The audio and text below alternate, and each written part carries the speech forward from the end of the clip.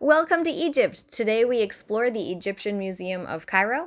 This is home to the highest collection of Egyptian antiquities and also a lot of the remains of King Tut's tomb. Let's go for a ride!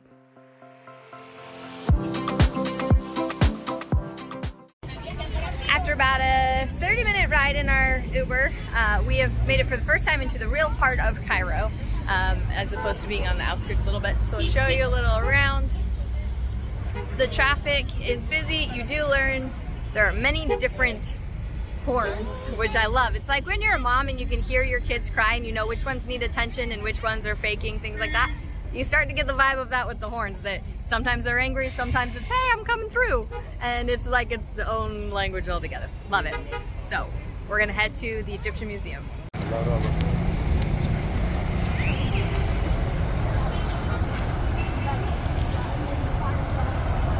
Suddenly gets like a lot quieter when you get to the museum, which is strange. So as soon as you go through security, just turn right away and get your tickets at the ticket booth. Now there's two security points if you're coming from Uber or walking. The buses will drop you just right in front of the gate. You see the building behind us is beautiful, so facing away from the building you'll find the ticket office. So we left the ticket office. The student price is 100 Egyptian pounds, adults are 200 pounds, so 700 pounds for all of us, which is about $22 for the whole family get in. Like we said before, museums are very accessible for the family here because they are inexpensive. And it's nice they always have a student price. Here's what I didn't find online that I will tell you. You absolutely can pay with a card at the museums. Some of the information like on TripAdvisor and things are a little bit outdated, but having the tap to pay is phenomenal. Loving it. This place is huge when you get through, like really big. So we will figure out the best way to do it. So on the upper level, you can see all of these are just full of the sarcophagi. We're going to do a little bit of reading about where they came from, but I don't know that I knew there was this many of them, in addition to the children, which is, breaks my heart. It's a little sad, really sad, but also beautiful. And I love seeing how differently they're all decorated.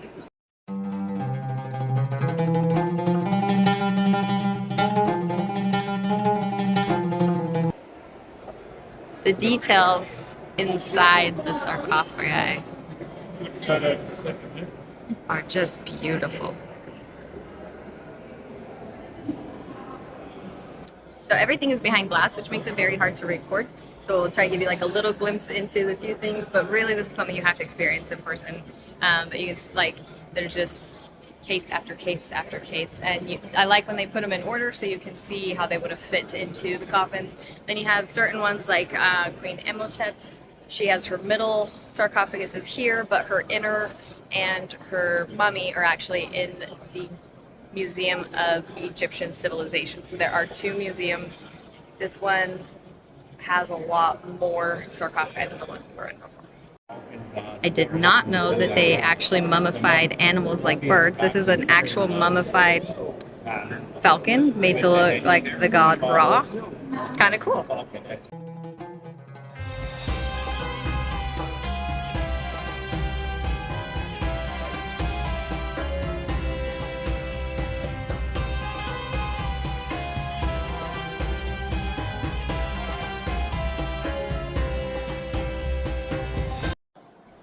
If you're considering coming to the museum with a tour guide, they definitely show you a lot of things. It keeps you from having to read all of the plaques. That can be very helpful.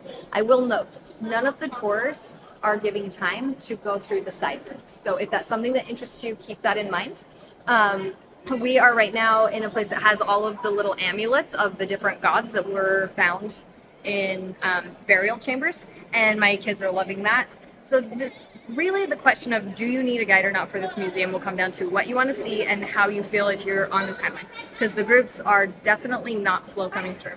Now, with that in mind, if you come without a guide, the guides will straight push you aside to make room for their group, which has been an interesting experience. They're not mean at all, but they are aggressive, I would say. So they'll just kind of kind of push, hold your ground. After the first one, I was like, are you kidding me? I'm in the middle of reading. So after that, like, you can push me, but I'm up distance that all of us can read. We're being respectful, but you don't have to let them push you out of the way. So if you want to see the side rooms with all of the things that this museum holds, without a tour guide might be a thing, or to come with a private tour guide instead of a tour bus. From the entrance, if you go straight back and to the right staircase that will lead you to, well, now it is a line to get in to see King Tut. That's like all the tour groups, everybody has to wait in line. So if you want to beeline there, you can totally do that. We have a placeholder in line while we're going to explore here because Dad doesn't care as much about this inner stuff, but we're going to see all the things that King Tut has. Before the tour groups, you could walk to the upper level and straight back. You can see it right when you walk in the door, so it's not hard to find. But if that's what you're here for, that's how to get there. You might want to do that before the tour groups get here. Getting here when it opens would be the way to do that the best. So here in the Egyptian Museum of Cairo is a lot of the artifacts from King Tut's tomb. There was over 5,000 things found with King Tutankhamun. And you can see many of them. It's really cool.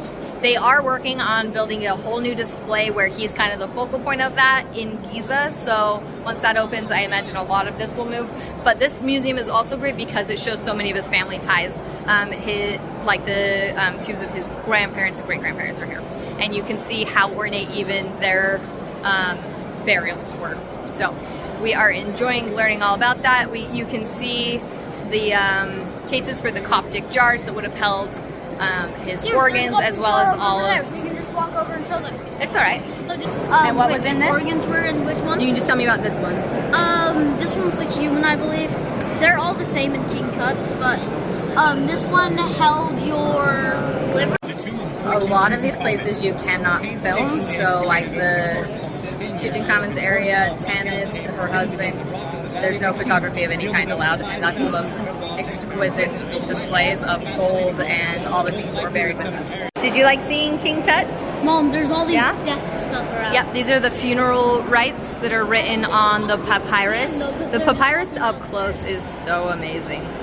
And these would describe the rituals that would need to be done in order to make it to the afterlife. We went through King Tut's display. They don't have his mummy here. It has two of his inner coffins, or sarcophagi. And then there's also a lot of the things that are found with him, like one of the statues that guarded the exterior, and the things that were found in the annexes, like he has a chair that's just amazingly beautiful. And you can't record anything in there, but it is definitely worth taking your time walking through.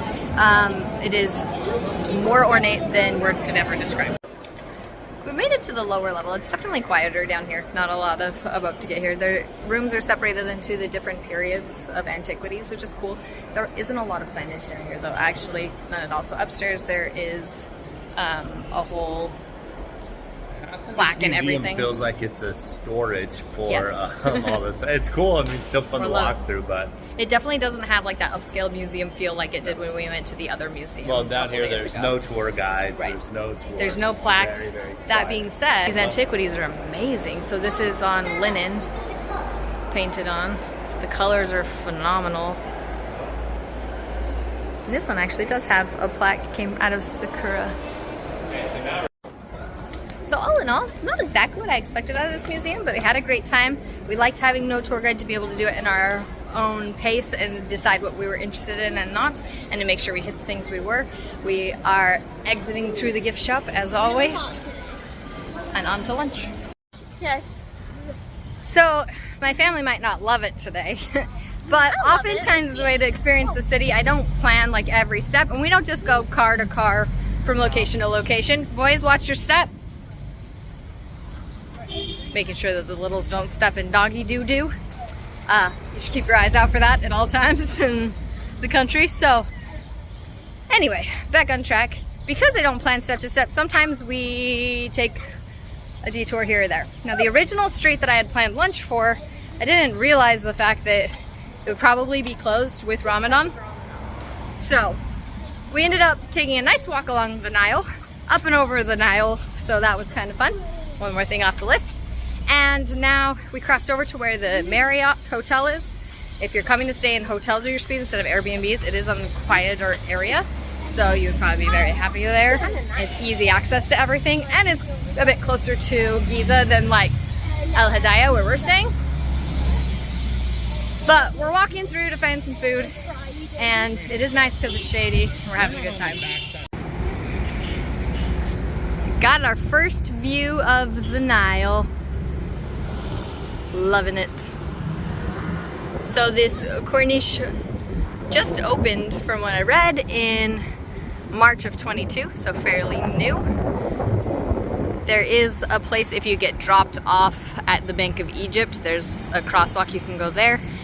It's actually quite a bit cooler up against the Nile because the wind coming off of the water, so surprisingly less heat than sitting.